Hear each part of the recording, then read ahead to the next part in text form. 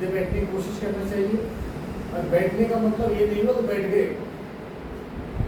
हमारा रूटीन कहता है कि आधे पौन घंटे के बाद में थोड़ा मूविंग करने के लिए चलो। अब बच्चे तो खेल कूद लेते है कि नहीं, और पैरों को पैर कर मत बैठिए। जैसे ये भी बहुत बड़ा इसका प्रभाव है। NIST national institute of social defence में इसकी विशेष ट्रेनिंग दी गई है कि जब आप पैरों को पैर कर बैठते हैं तो एक पैरों का ब्लड सर्कुलेशन होता है और दूसरा पैर छोड़ता है। जी पैदा होता है। जी बिल्कुल। तो पानी की सप्लाई, खून की सप्लाई जो होती है हमारे 72,664 नस होते हैं पूरे शरीर में। 206 8 हड्डियां होती है ना। हड्डियों के बीच में इसके हमारे पूरे बॉडी के अंदर कोड में नस होते हैं। नस से ब्लड की सर्कुलेशन होती है। तो नस की ब्लड की सर्कुलेशन एक्टिव कल्चर होगी जब आप पूरी सांस लोगे तो। लापरवाही करोगे तो पूरी सांस ले लोगे, बीमारियां फैलेंगी। तो कैसे अब जैसे सुबह में आपको स्कूल होना था 8 बजे आनी होती है, 8 बजे आना होता था, मन नहीं करता उठने का। ऐसे भी होता है ना। सोए रहते हो, सोते का आज छुट्टी होती तो बड़ा अच्छा होता। तो कैसे उठो उसकी टेक्निक बता। आप सोए सोए आंख बंद किए हुए आप अपने हाथों को ऐसे बनाओ, कमल का फूल बना और वो करो।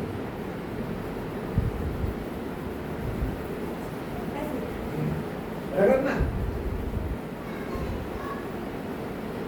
योगा करते समय मुंह बंद रखनी चाहिए, नाक से सांस।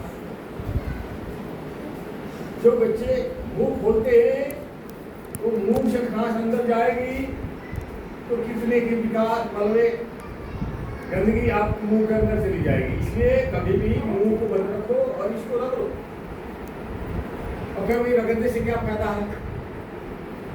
जैसे एक रोड़ी ले लिए, ढेले ले लिए, नदी में तालाब में फेंक दिया, क्या हो जाएगा? हलचल पैदा हो जाएगा। अगर इसको आप करते हो तो पूरे शरीर में ब्लड की सर्कुलेशन एक्टिव हो जाएगी। थकोगे नहीं, थकावट नहीं होगा। तो ऐसे करो, उठाओ हाथों को ऊपर और ऊपर, दूसरे हाथ को ले लो और रगड़ो।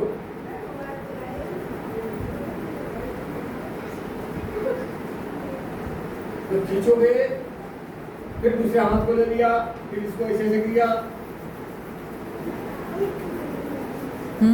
ये तुम्हारा कमर है, जब इसको यहाँ खींचोगे तो ये पूरी हमारा नसें खींचेगी। 2 दिन 3 दिन लगातार अगर आप कर लो तो आपके जितना भी दर्द है कमर में ठीक हो जाएगी, कोई गोली नहीं खाना। ठीक है, सीधे नहीं बैठ पाओगे। हेलो,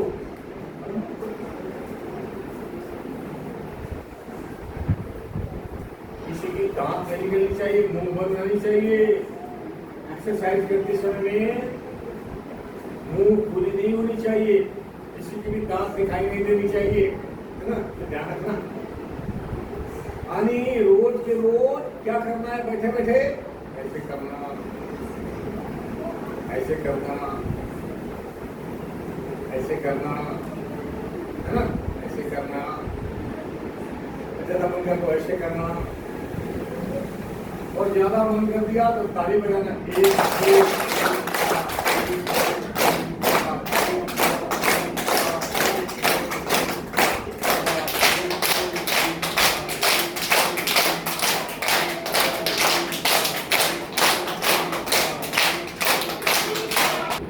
घुटने दबाने से, जो घुटना दबाओगे ना तो बॉडी के जो ब्लड सर्कुलेशन एक्टिविटी होगी, घुटने दबाकर जैसे बैठे हो ना ऐसे ऐसे। मम्मी को पापा को घुटने में दर्द हो तो बोलो घुटने को दबाओ 3 बार।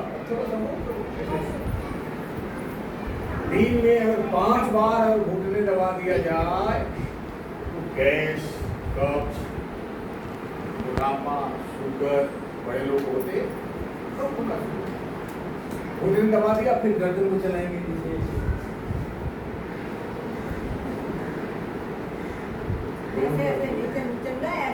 गोल गोल गोल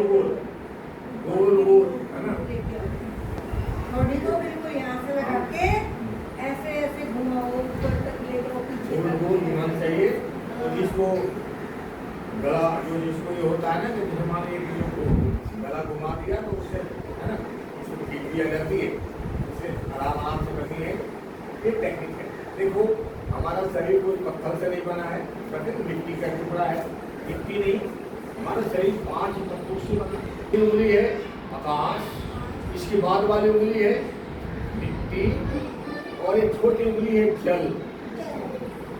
ये 5 चीज शाश्वत है।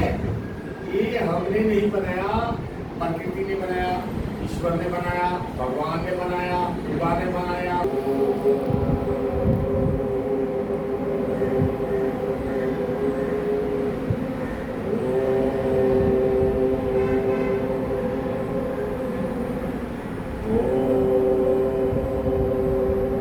अब 9 कहोगे साथ पीछे क्यों आएगी? यानी सांस लेने छोड़ने का कला है वो, इसलिए ओम की उच्चारण की जाती है ना। उसके बाद में श्वासोश्वास क्रिया, अगर यहाँ कफ हो गया, बलगम हो गया, है ना, चेस्ट में खांसी, है ना, सर्दी जुकाम हो गया, तो श्वासोश्वास की लंबी सांस लेंगे, सांस को रोक दिया,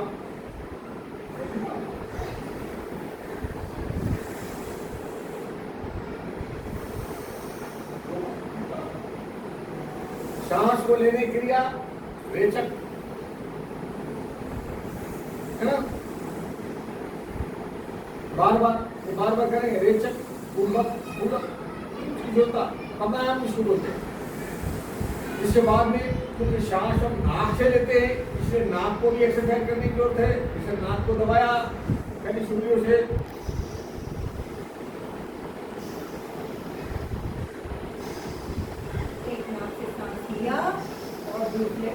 छोड़ते हैं, फिर उसी से सांस लेते हैं, इसको छोड़ा, फिर उसी से सांस लेते हैं, फिर छोड़ते हैं। ये बार 2 बार 4 बार 10 बार 1 मिनट 2 मिनट करेंगे तो हमारे जितने भी विकार है, मलबे है, एसिड है, एयर है, वो सब बाहर निकल जाएगी और सारी बीमारियां आपके कीचड़ के द्वारा, नाक के द्वारा, पसीने के द्वारा, पेशाब के द्वारा।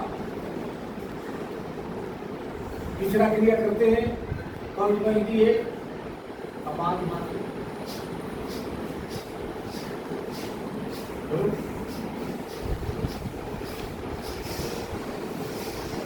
एक सांस लेना है,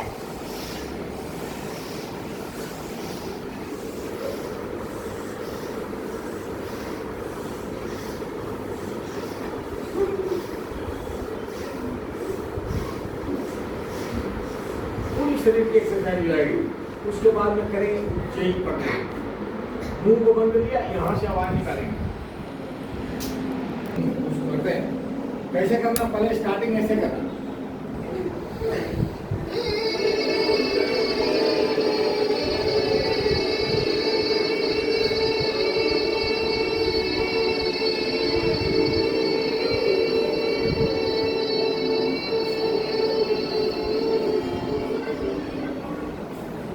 चार बार अगर जितने भी किडनी और लीवर में कोई भी बचा होगा, देखो शरीर के हर अंग से तो निकल जाएगा।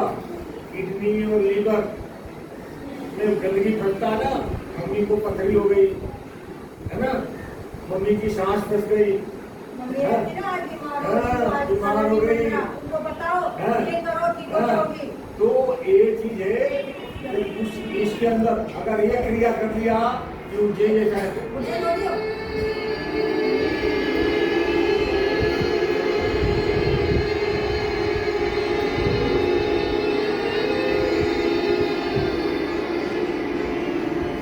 गला हमारा रेड लाइट है,